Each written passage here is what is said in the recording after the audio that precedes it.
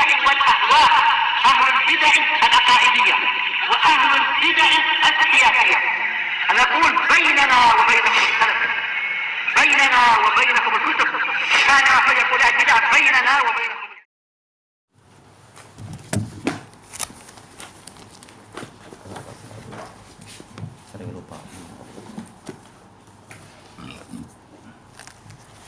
Tayyib, kita sudah selesai belum? Belum selesai ya tentang hadis Mu'adz itu. Tayyib. Rasulullah SAW bersabda, fa inhum ata'u kalidzalika fa iyyaka wa karaima amwalihim. Kalau mereka taat kepadamu untuk itu, yaitu untuk membayar zakat, maka hindarkan olehmu harta-harta yang mulia dari mereka. Iyyaka ini adalah apa? Ini adalah dhamir munfasil untuk mansub, yaitu untuk maf'ul bih.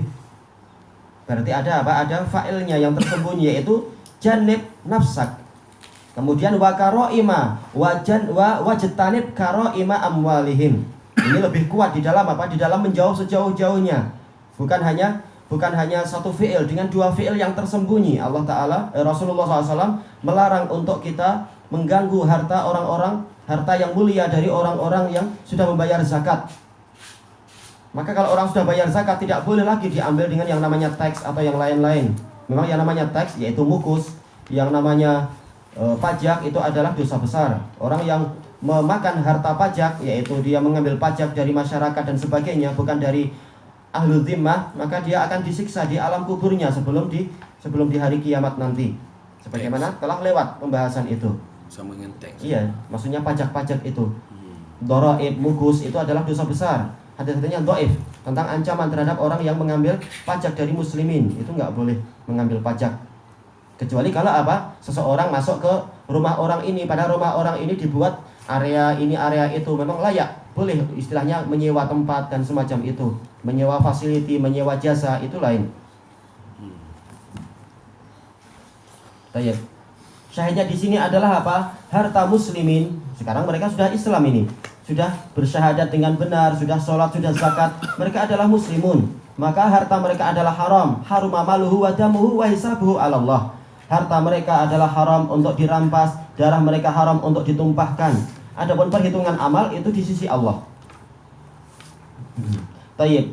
Wattaqi da'watal madlum, dan hindarilah doa orang yang terdolimi. Ini menunjukkan bahwasanya orang yang telah membayar zakat kemudian ternyata harta dia dirampas tanpa hak, ini adalah orang yang terdolimi. Dan orang yang terdolimi boleh jadi dia akan mengutuk kita, akan mencaci maki, dan boleh jadi itu menjadi suatu doa yang dipanjatkan kepada Allah Ta'ala, kemudian berbalik menjadi panah yang mengancam orang ini walaupun dia sedang tidur. Orang yang berbuat dolim itu, sebagaimana disebutkan pembahasan ini oleh Imam Ibnu Rajab di dalam Jami' Al-Ulum wal Hikam, bahwasanya doa orang yang terdolimi dia akan naik kepada Allah tanpa ada hijab. Kemudian apa? Dia akan berbalik mengancam, menjadi panah yang mengancam orang-orang yang dolim itu dalam keadaan dia sedang tidur. Na'udzubillah. Maka boleh jadi orang yang terdolimi itu dia berdoa, kemudian orang yang dolim boleh jadi tiba-tiba harta itu tidak diberkahi memang. Boleh jadi harta itu menyebabkan dia dirampok. Perampoknya bukan hanya ngambil harta itu, ngambil harta yang lain sekalian. Sambil mukul dia juga. Oh, dia ada bonus lagi. Atau boleh jadi dia beli kereta, nanti keretanya sering eksiden, atau keretanya sering tayarnya pancit, pening lagi, buang waktu, dan seterusnya. Macam-macam berbagai case. Dan disebutkan dalam kisah Arab yang sahih berdasarkan ucapan para ulama.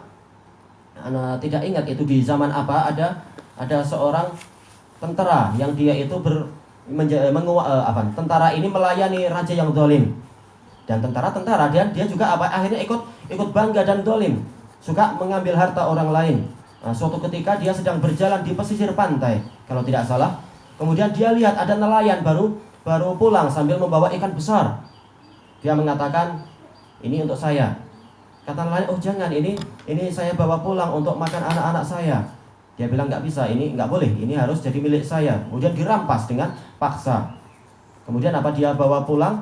Di tengah perjalanan tiba-tiba, namanya baru dari laut, tentunya biasanya ikannya masih hidup. Nah, digigit itu ibu jarinya. Gigit sedikit aja, marah dia. Sampai pulang kemudian dia dapati memang jarinya jadi semakin kesakitan. Diobati apapun tidak sembuh. Akhirnya jadi apa? Jadi menular. Akhirnya dibawa ke dokter. Dokter bilang terpaksa ibu jarinya ini dipotong. Sudah apa? Sudah entah tetanus atau apa istilahnya dah. Dipotong. Ternyata setelah dipotong penyakitnya masih tersisa di situ. Diobati apapun tidak mampu. Dokter mengatakan ini dia sudah semakin menjalar. Terpaksa dia dipotong sampai ke pergelangan. Oh, sedih dia. Terpaksa dipotong.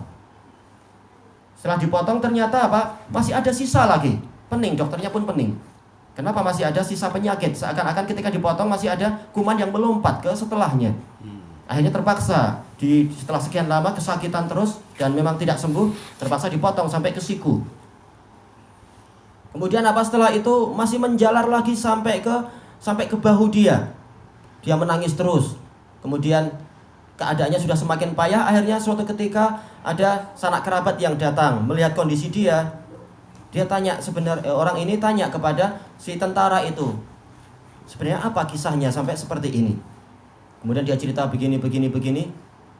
Maka dia bilang, dia semula nggak cerita, cuma apa sekedar cerita, ini awalnya gini, awalnya cuma digigit ikan gini. Dia bilang, saya khawatir sebenarnya Anda telah berbuat suatu kezaliman yang orang yang terdolimi itu tidak terima dan dia doa. Nah dia akhirnya cerita memang sebenarnya begini. Akhirnya dia bilang tidak ada jalan lain, Anda harus minta maaf dan mohon diampunkan oleh orang itu. Kalau tidak saya khawatir setelah itu masih akan terus merambat karena doa orang tadi. Akhirnya dia cari di tempat itu nggak ada. Dia cari sampai keliling negeri. Betul-betul dia mencari itu entah berapa hari atau berapa pekan. Sampai akhirnya ada orang yang mengasih tahu, oh Bapak yang ciri-cirinya demikian, nelayan gini, dia ada di suatu tempat di sana.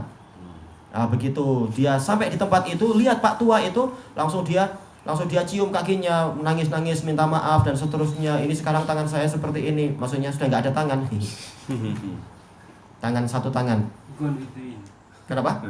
Hilang bersamaan. Kasihan. Baik, nah, bapaknya itu juga menangis melihat kondisi orang ini.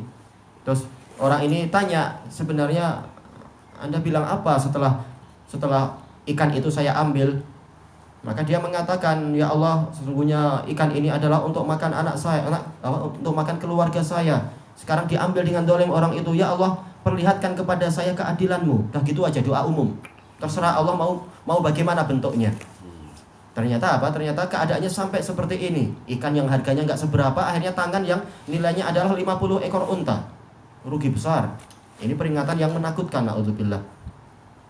Karena apa? Boleh jadi untuk orang kaya ikan seperti ini murah, tapi untuk orang miskin ini sangat berharga untuk dia dan keluarganya. Kemudian apa? Dia berjanji tidak akan lagi membantu orang dolim, tidak akan lagi begini dan begitu.